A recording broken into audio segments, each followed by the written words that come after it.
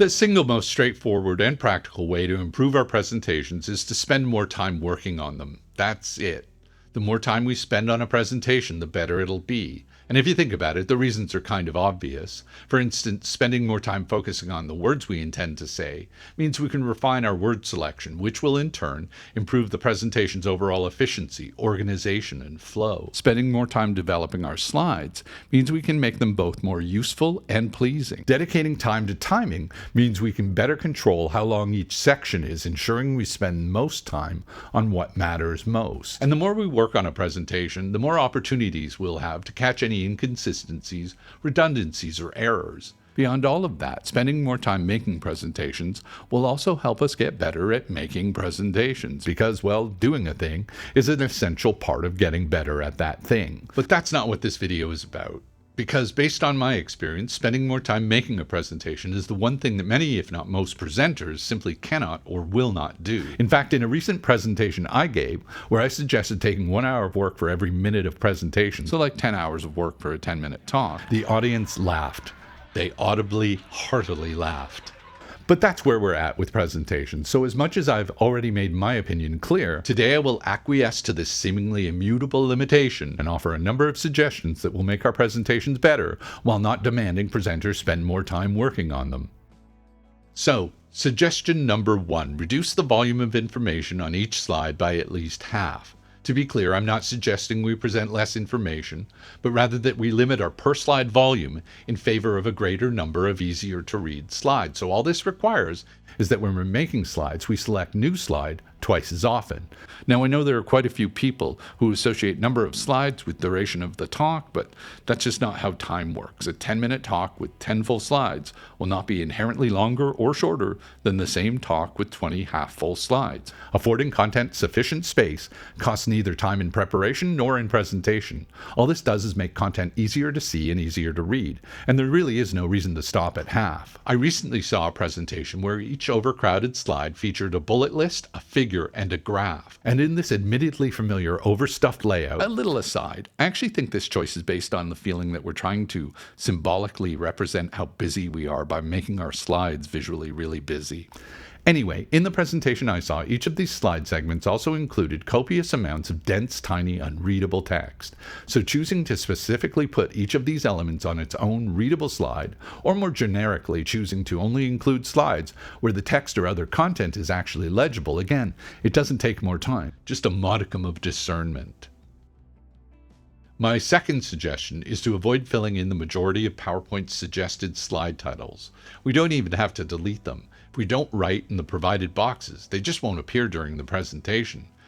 Adding words just because PowerPoint thinks that every slide needs to be its own labeled bucket just results in copious amounts of extraneous text. No one will be confused if our introduction does not feature the word introduction or if our conclusion is not labeled as such. If you absolutely need to use a slide title, then just make it more specific or useful.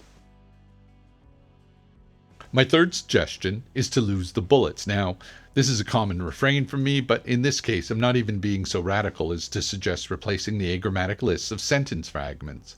For this specific point, I'm suggesting we just lose the dots or other fancy symbols that mark the beginning of each line. We can instead create a much cleaner look by using space to indicate where one thought ends and the next one begins. Of course, this is made considerably easier if we followed my first suggestion, but if we've done that, all we need to do to get rid of the bullets is to select our text and then click the bullet icon in the PowerPoint ribbon. Then to add space, we use the paragraph icon to increase the spacing after each block of text. I would typically increase this to between 12 and 18 points. As kind of a bonus trick, we can then just keep duplicating this slide to add new content. That way, we only ever have to make these changes once. The fourth suggestion is to do nothing. At various points throughout the presentation, in no other media, speed metal notwithstanding. Is it expected or even tolerated to have no rest, pauses, or spaces? Often, though, a 10-minute talk will consist of 10 minutes of wall-to-wall, breathless, rapid-fire factoids. Affording a few seconds of silence while the audience, say, reads a quote, or examines a graph, or just processes something that was said, well, it's both effective and natural. We could also use blank slides, a black slide appears blank, to create a visual pause where we simply speak directly to the audience. Both visual and audible pauses help create emphasis and will help make both us and our content easier to engage with.